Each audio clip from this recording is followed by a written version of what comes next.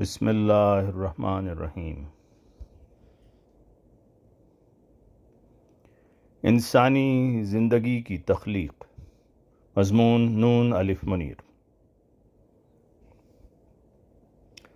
انسانی زندگی کی تخلیق سے اللہ تعالیٰ کی پہچان ظاہر ہوتی ہے، اس لیے انسانی زندگی کے تخلیقی نظام کا علم ہونا ضروری ہے، کیونکہ اس بارے میں مبہم اور نامکمل خیالات پائے جاتے ہیں کہ اللہ تعالیٰ نے انسانوں میں نبوت کا نظام جاری فرمایا، تو جس انسان کو اللہ تعالیٰ نے سب سے پہلے نبوت کے مقام پر فائز کیا، جس کا ہمیں علم ہے، اس کے بارے میں بعض یہ خیال رکھتے ہیں کہ وہی پہلا انسان تھا، کیونکہ اللہ تعالیٰ نے جہاں نبی کا ذکر فرمایا ہے تو وہاں آدم کہا ہے، اس لیے پہلے نبی کو ہی پہلا انسان خیال کیا گیا۔ حالانکہ کلام پاک کی روشنی میں دیکھا جائے تو ایسا نہیں ہے، کیونکہ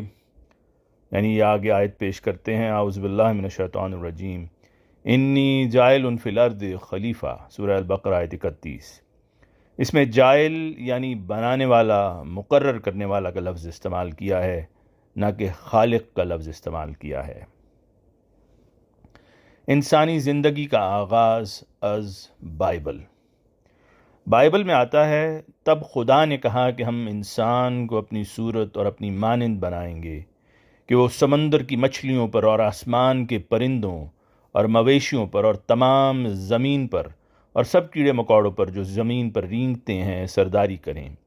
اور خدا نے انسان کو اپنی صورت پر پیدا کیا، خدا کی صورت پر اس کو پیدا کیا، نر و ناری ان کو پیدا کیا، اور خدا نے انہیں برکت دی، خدا نے انہیں کہا کہ پھلو اور بڑھو اور زمین کو معمور کرو۔ اور خداوند خدا نے عدن میں پورب کی طرف ایک باغ لگایا اور آدم جسے اس نے بنایا تھا وہاں رکھا، اور خداوند نے کہا اچھا نہیں کہ آدم اکیلا رہے، میں اس کے لیے ایک ساتھی اس کی مانند بناؤں گا۔ اور خداوند خدا نے آدم پر بھاری نیند بھیجی کہ وہ سو گیا، اور اس نے اس کی پسلیوں میں سے ایک پسلی نکالی اور اس کے بدلہ گوشت بھر دیا، اور خداوند خدا نے اس پسلی سے جو اس نے آدم سے نکالی تھی ایک عورت بنا کے آدم کے پاس لایا، اور آدم نے کہا کہ اب یہ میری ہڈیوں میں سے ایک ہڈی اور میرے گوشت میں سے گوشت ہے، اس سبب سے وہ ناری کہلائے گی، کیونکہ وہ ناٹ سے نکالی گئی ہے۔ بحوالہ پیدائش باب اول آیت 2۔ انسانی زندگی کا آغاز از ہندوازم۔ ہندوؤں نے پیدائش انسانی کی حقیقت اس طرح بیان کی ہے، رگ وید میں لکھا ہے، کون یقیناً جانتا ہے اور کون بیان کر سکتا ہے کہ یہ کائنات کہاں سے آ پیدا ہوئی اور کس طرح اس کی تخلیق ہوئی، کیونکہ دیوتا اس کے بعد کے ہیں، پھر کون کہہ سکتا ہے کہ یہ کہاں سے نمودار ہوئی، یہ خلقت کہاں سے موجود ہوئی۔ اے پیارے آکاش میں جو اس کا منتظم ہے، وہ بھی اس کو جانتا ہے یا وہ بھی نہیں جانتا۔ بحوالہ رگ وید منڈل 10 سوکت 129، بحوالہ از تفسیر کبیر ایڈیشن 2013 جلد اول۔ اس عدم علم کے اظہار کے بعد رگ وید نے خود ہی پیدائش عالم اور پیدائش انسانی کی یوں تشریح کی ہے، اس یگیا سے کہ جس میں سب نے ہون کیا، دہی اور گھی پیدا ہوا، اور ان حیوانوں کو پیدا کیا جو ہوا کے سہارے ہیں اور جنگل اور آبادی میں رہنے والے ہیں، اس یگیا سے کہ جس میں سب نے ہون کیا، کیا رچا، رگ وید، سام وید، چھند، بہر اور یجر وید پیدا ہوئے۔ جب وراٹ پرش کو تقسیم کیا گیا تو کتنی طرح سے اس کا خیال کیا گیا، کون اس کا منہ قرار دیا گیا، کس سے بازو، کس سے رانے اور کس سے پاؤں،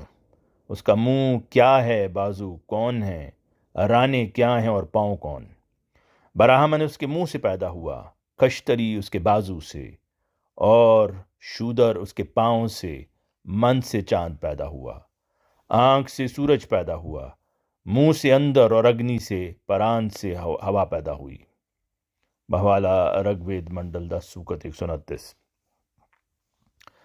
اب آتے ہیں انسانی زندگی کا آغاز از قرآن کریم۔ قرآن کریم سورہ نوح کی آیات ہیں، اعوذ باللہ من الشیطان الرجیم، ما لکم لا ترجون للہ وقارا وقد خلقکم اتوارا الم تروا کیف خلق اللہ سبع سماوات طباقا وجعل القمر فیہن نورا وجعل الشمس سراجا واللہ انبتکم من الارض نباتا ثم یعیدکم فیہا یخرجکم اخراجا۔ سورہ نو آیت 14 تا 19۔ ترجمہ یوں ہے کہ تمہیں کیا ہوا ہے کہ تم اللہ سے کسی وقار کی توقع نہیں رکھتے، حالانکہ اس نے تمہیں مختلف طریقوں پر پیدا کیا۔ کیا تم نے دیکھا نہیں کہ اللہ نے کیسے 7 آسمانوں کو طبقہ بر طبقہ پیدا کیا، اور اس نے ان میں چاند کو ایک نور بنایا اور سورج کو ایک روشن چراغ، اور اللہ نے تمہیں زمین سے نبات کی طرح اگایا، پھر وہ تمہیں اس میں واپس کر دے گا اور تمہیں ایک نئے رنگ میں نکالے گا۔ ان آیات کی تفسیر میں حضرت خلیفۃ المسیح الرابع رحمہ اللہ تعالیٰ فرماتے ہیں، آیات 14 تا 19 میں انسان کے درجہ بدرجہ مختلف ارتقائی ادوار سے گزر کر پیدا ہونے کا ذکر ہے، اور وہ لوگ جو یہ سمجھتے ہیں کہ اللہ تعالیٰ نے ایک دم سب کچھ اسی طرح پیدا کر دیا، وہ اللہ تعالیٰ کے صاحب وقار ہونے کا انکار کرتے ہیں،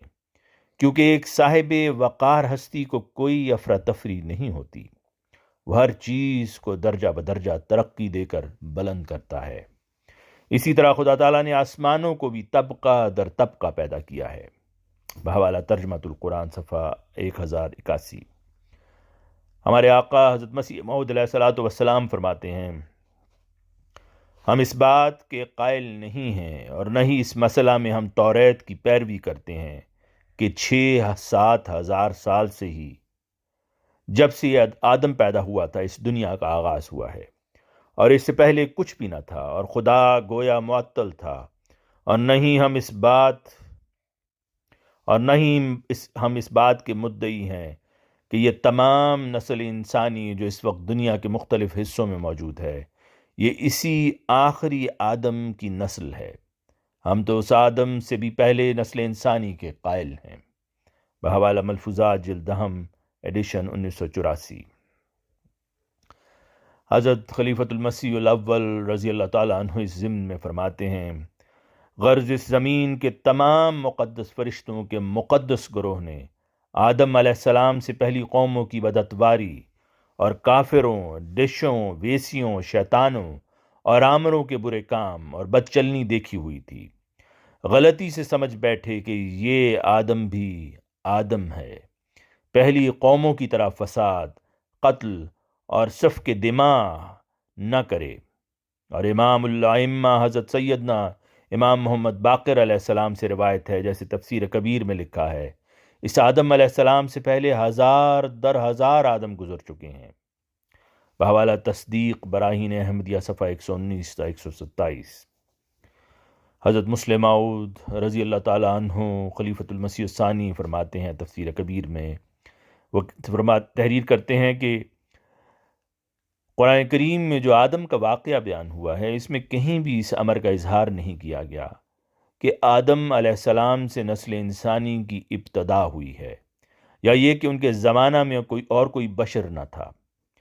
قرآن کریم میں آدم کا نام لے کر ان کے واقعہ کو مندرجہ ذیل مقامات پر بیان کیا گیا ہے۔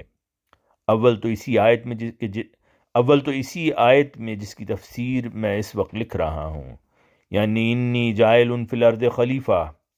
اس آیت کے الفاظ سے ظاہر ہے کہ اس میں انسانی پیدائش کا کوئی ذکر نہیں، صرف یہ فرماتا ہے کہ یاد کرو جب تمہارے رب نے فرشتوں سے کہا کہ میں زمین پر ایک خلیفہ بنانے والا ہوں، اور یہ فقرہ اپنی بناوٹ سے ہی ظاہر کرتا ہے کہ آدم اور ان کے کچھ ہم جنس پہلے ہی موجود تھے۔ ان کے بنانے کا اس وقت سوال نہ تھا، بلکہ سوال صرف بشر میں سے ایک خلیفہ بنانے کا تھا، اور ظاہر ہے کہ خلیفہ بنانے سے ہرگز یہ نتیجہ نہیں نکلتا کہ اس سے پہلے کوئی انسان نہ تھا، بلکہ صرف یہ نتیجہ نکلتا کہ اس وقت خلیفۃ اللہ نہ تھا۔ بحوالہ تفسیر کبیر جلد اول۔ حضرت خلیفۃ المسیح الرابع رحمہ اللہ تعالی فرماتے ہیں، پیدائش انسانی کی مزید وضاحت میں یوں کرتے ہیں کہ یہ محض محاورہ نہیں بلکہ در حقیقت انسانی پیدائش کو ایک ایسے دور میں سے گزرنا پڑا ہے کہ وہ محض نباتات کی صورت میں تھی۔ اور دوسری آیات میں اس منظر کو اس طرح پیش کیا گیا ہے کہ لم یکن شیئن مذکورا، سورہ دہر آیت 2، یعنی انسان اپنی پیدائش میں ایسی منزل سے بھی گزرا ہے کہ وہ کوئی قابل ذکر چیز نہیں تھا۔ اس میں لطیف اشارہ اس طرف بھی ہے کہ جب انسانی تخلیق نباتاتی دور میں سے گزر رہی تھی تو اس میں آواز نکالنے یا آواز سننے کے حواس پیدا ہی نہیں ہوئے تھے۔ اس نباتاتی زندگی پر مکمل خاموشی طاری تھی۔ بحوالہ ترجمۃ القرآن صفحہ 1081۔ آواز مرزا عمران احسن۔